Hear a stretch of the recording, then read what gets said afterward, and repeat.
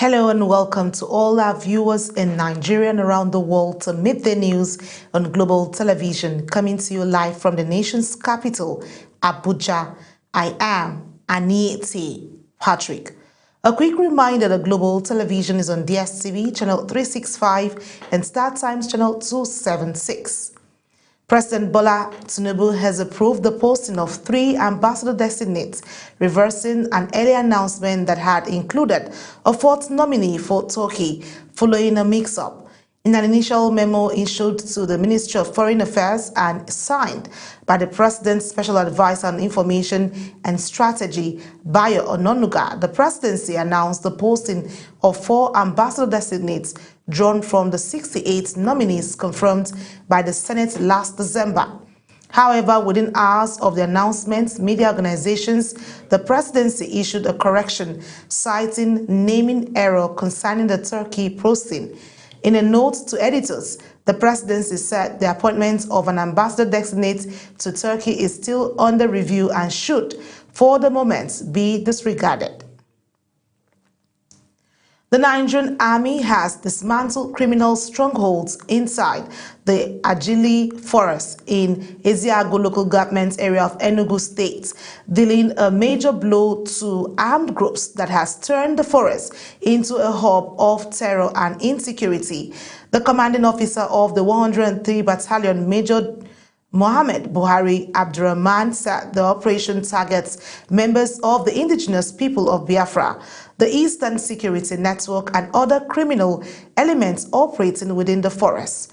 Our security experts and correspondent Kikele Mokere has the details.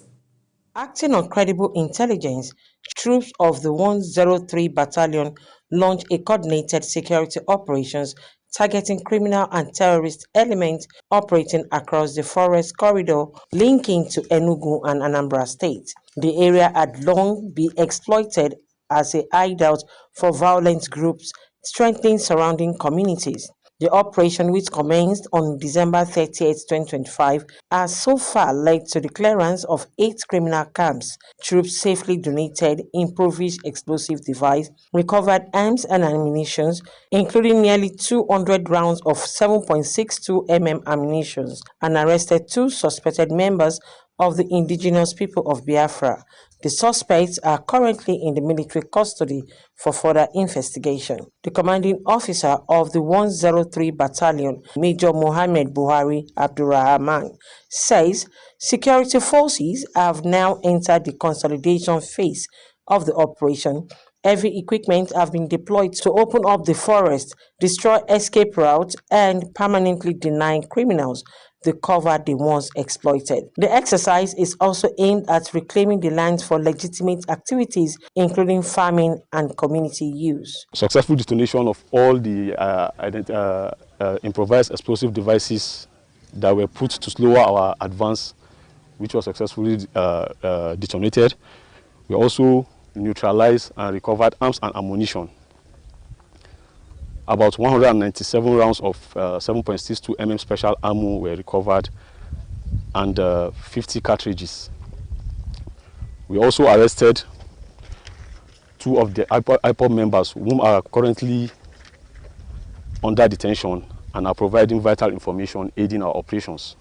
The chairman of Eziago local government area, Vita, Dr. Vita Ndo, confirmed that the operation has significantly improved security across Eziago. A joint effort involving the military, police, and the Department of State Service was launched after reports of armed groups occupying large swaths of forest land and spreading fear among residents. The local government reports a peaceful period with no record incidents of kidnapping or violent attacks, even during the festive season. The residents have been urged to remain alert and support security agencies with timely information to sustain the gains recorded.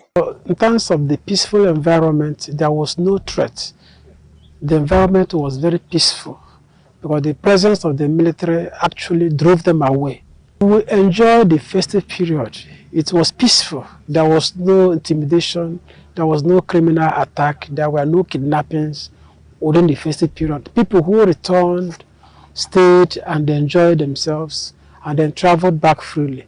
With criminal camps dismantled and key routes opened up, the Ajali Forest operation marks a decisive step towards restoring lasting peace in Ezeagu and surrounding communities, signaling the military resolve to deny criminal groups and safe haven. Kike Lomo Okeri, Global Television News.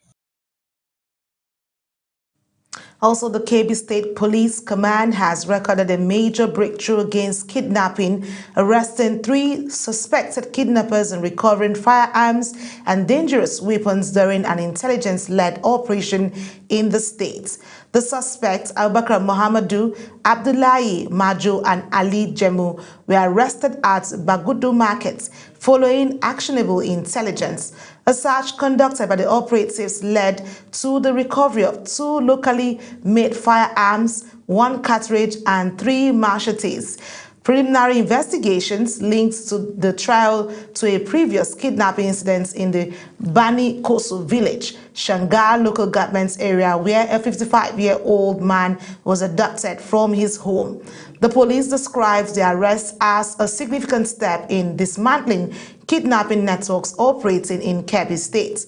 The case has been transferred to the state's Criminal Investigation Department in Birin Kebbi for further investigation, after which the suspects will be charged to court. Away from security matters, Kano State Governor Abba Kabir Yusuf has resigned his membership of the New Nigeria People's Party (NNPP), deepening political realignment in the state. The governor formally communicated his decision in a letter to the party leadership at the ward level, citing worsening internal crisis and the need to protect the overall interest of Kano State. The governor attributed his exit to persistent leadership disputes and legal battles that have weakened cohesion within the NNPP at both state and national levels. He noted that the prolonged internal instability has created divisions, uncertainty, and operational cracks within the party structure, making it increasingly difficult to sustain effective political coordination. Governor Yusuf's resignation was announced alongside the defection of 21 members of the Kano State House of Assembly, 8 members of the House of Representatives, and 44 local government chairmen, marking a major political shift. The move signals a decisive break from the NNPP and sets the stage for a new political direction, as the governor insists his action is guided by peace, stability, and continued development of Kano State.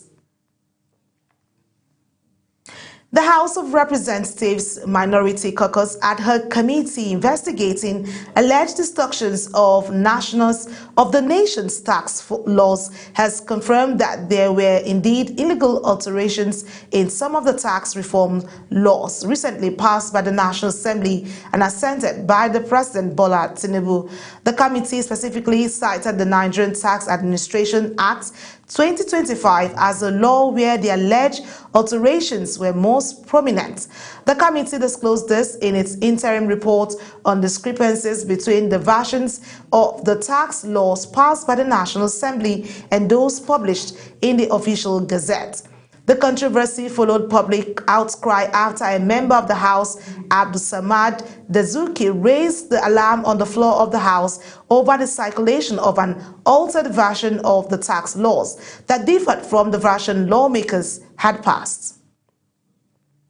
Justice Florence Febrisima of the Oyibo High Court of Rivers State, sitting at the State Judiciary Complex in Port Harcourt, has adjourned indefinitely 2 separate suits filed by Governor Similari Fulbara and Deputy Governor Ngozi Odu, seeking to halt ongoing impeachment proceedings against them by members of the Rivers State House of Assembly. The lawmakers had last week initiated impeachment moves against the duo over alleged constitutional misconduct, particularly on matters relating to financial appropriation. In response, Governor Fulbara and Professor Odu filed separate ex parte applications requesting interim injunctions to restrain Speaker Martin Amewole, 25 other lawmakers, and the clerk of the House from taking further steps in the impeachment process. The People's Democratic Party (PDP) has expressed dissatisfaction with the dismissal of one of its suits by a federal high court, saying it is considering an appeal against the ruling. Addressing journalists after the court's proceedings, PDP factional chairman Kabiru Turaki disclosed that two matters involving the PDP came up for hearing. Ubong Usoro tells us more. According to the PDP, the withdrawal was carried out in line with Order 15, Rule 2 of the Federal High Court Civil Procedure Rules, which permits withdrawal of a suit without the leave of court. However, the party says it is surprised that the court dismissed the suit instead of striking it out.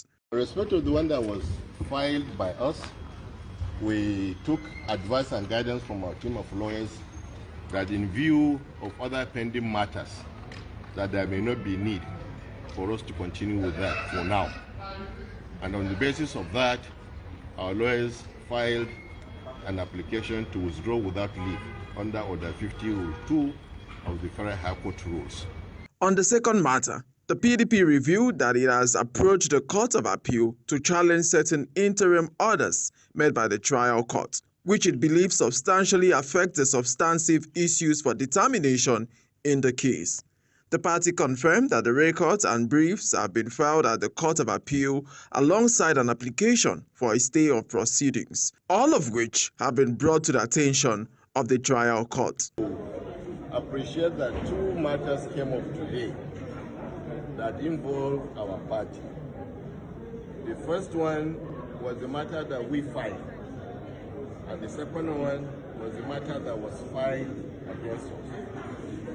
In respect of the matter that we filed, we took advice and guidance from our team of lawyers that in view of other matters that are pending in many other courts, that there may not be need for us to continue with that matter, especially in view of the application for recusal, which we filed before the court in respect of that matter. The matter has been adjourned to January 20 for mention, pending the outcome of the appeal or the application of the stay of proceedings. The PDP reiterated its confidence in the judicial process and said it remains committed to pursuing its case through legal process and rule of law. Ubong Usoro for Global Television News. According to the PDP, the withdrawal was carried out. The National Hajj Commission of Nigeria, in continuation of engagements, hosted a high-level delegation from the Kingdom of Saudi Arabia, Ministry of Hajj and Umrah, at the Hajj House, Abuja, for a strategic engagement with Hajj stakeholders, including State Pilgrims Welfare Boards, executive secretaries, chairmen and executive directors and managers of private tour operator companies, aimed at strengthening coordination and improving service delivery for Nigerian pilgrims.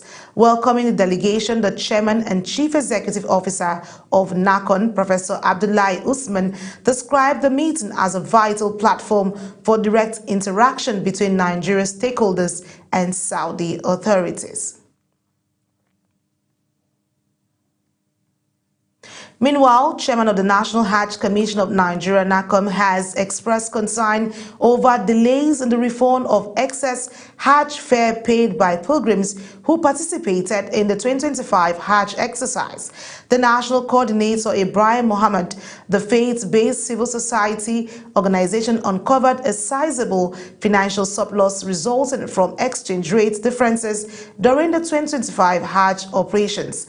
The organization explained that the exchange rate disparity translates to an unutilized balance estimated at between 80,000 naira and 93,000 naira per dollar per pilgrim, with about 437,000 naira allegedly due for refund to each pilgrim who completed full payment by the February 10th deadline.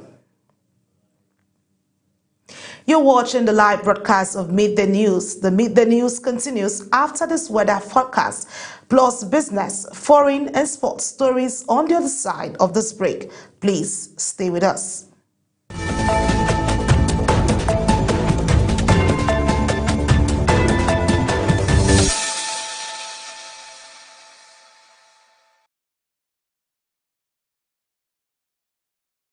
Glad to have you join us. It's been wet across the southwest over the past few days, and we expect this to change as dry winds are gradually pushing southward. And this will help suppress rainfall, keeping most areas dry, though conditions are expected to remain hazy. And for aviation operators, the coming days may bring significant visibility reduction due to expected thick dust haze, particularly across the northern parts of the country. Flight operators are strongly advised to consult the NIMET e-flight folder to support effective planning and safe operation. Looking ahead to Saturday, no major weather activity is expected, as dry, sunny and hazy conditions will prevail across the north down to the southwestern region. However, the southeast may experience patches of cloud with isolated thunderstorms possible over parts of Calabar in Cross River State. And that's the latest weather outlook. I'm Safia Senginusa. Thank you for watching.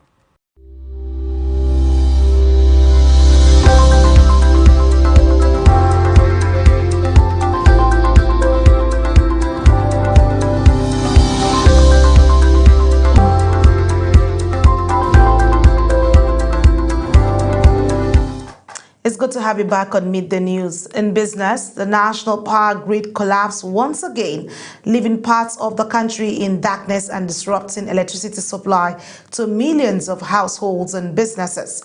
Reports revealed that electricity generation dropped sharply from over 4,500 megawatts to as low as 24 megawatts.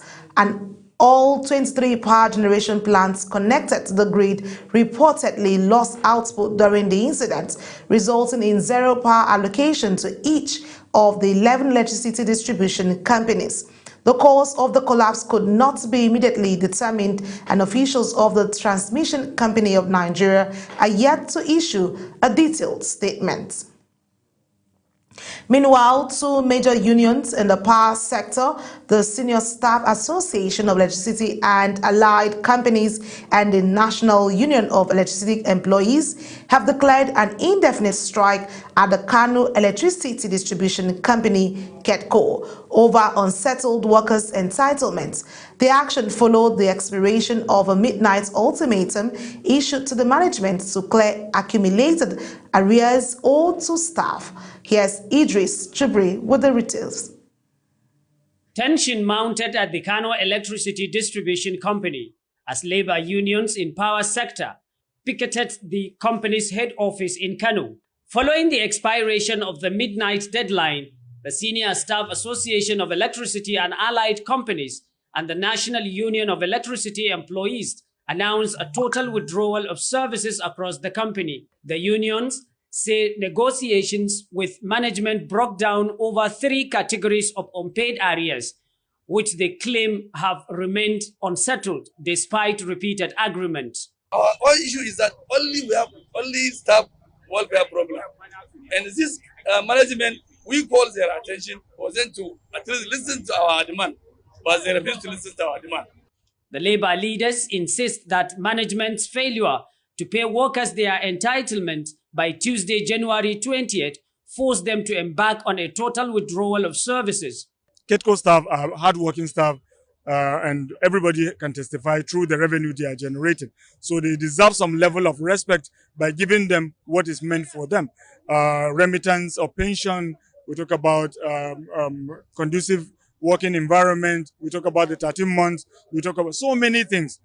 Responding to the development, the management of KEDCO appealed for calm, saying efforts are ongoing to resolve the issues and restore electricity supply to customers. We sat down and we took a look at the thing holistically and agreed with the 2 in-house unions that going forward, we are going to be paying pensions, current pensions, and 1 month outstanding, and then at the end of every quarter we'll pay 2 months arrears and 1 current till we exhaust arrears when it comes to pension. The strike action is expected to disrupt power supply across Kano and other areas served by KEDCO if the stalemate persists. From Kano, Idris Jubrin, Global Television News. And on the foreign scene, the African Union has lifted sanctions on Guinea following what it described as the successful organization of the country's December 2025 presidential election, congratulating former junta leader Mamadi Doumbouya on his victory. Despite the AU's praise, opposition candidates and civil society groups have denounced the poll as a charade, citing widespread irregularities, while Doumbouya has maintained a tight grip on power, restricting civil liberties and targeting political rivals. He was sworn in before tens of thousands of supporters 5 years after ousting Guinea's first freely elected president, Alpha Condé. European Union leaders have agreed to continue dialogue with the United States on a wide range of issues, including President Donald Trump's interest in taking control of Greenland. This is part of the outcome of an emergency summit convened in Brussels. Here's Zarao Nasil with the details. Trump had warned he will slap fresh tariffs on 8 European countries that did not support his bid to take over the Danish territory. He retracted the policy on Wednesday and said that the US and NATO had agreed to create the framework of a future deal that covers Greenland. European Council President Antonio Costa told reporters after the summit that the EU remains ready to continue engaging constructively with the US. He, however, stated that the bloc will continue to stand up for its interests and will defend itself against any form of coercion. The European Union will continue to stand up for its interests and will defend itself, its member states, its citizens and its companies against any form of coercion. And it has the power and the tools to do so, and will do so if and when necessary. Costa said that the EU relationships between partners and allies should be managed in a cordial and respectable way. Sources say NATO's discussions with the US involve plans to enhance the United States' military capability in Greenland and strengthen the alliance defense readiness in the Arctic. They say the European Union will monitor the progress of the talks. Zahra Unasr, reporting for Global TV. Trump had warned he will slap fresh tariffs on 8 European countries that did not support his bid to take over the Danish territory. He retracted the policy on Wednesday and said that the US and NATO had agreed to create the framework of a future deal.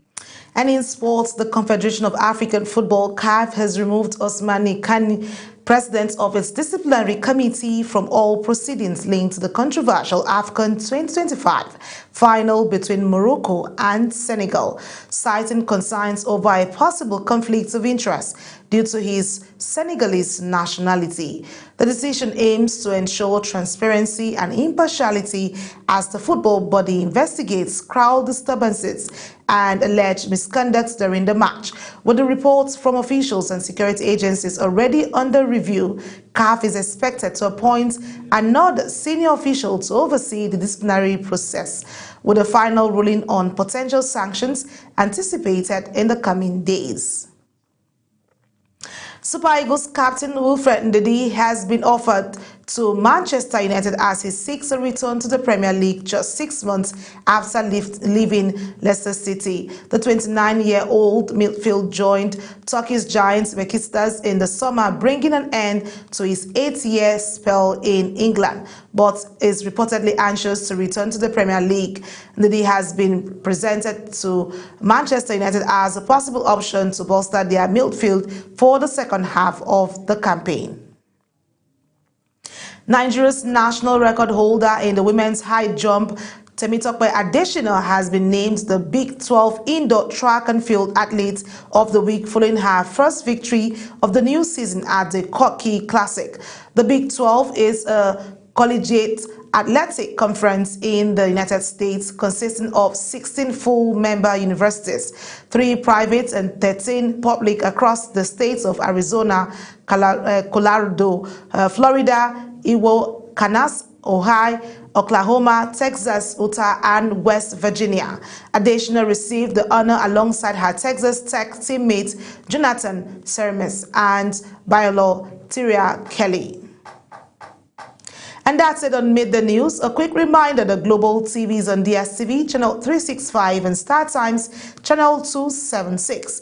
Kindly follow us across all social media platforms now showing on your screen using at Global TV NG. I am Anieti Patrick. Thank you for watching.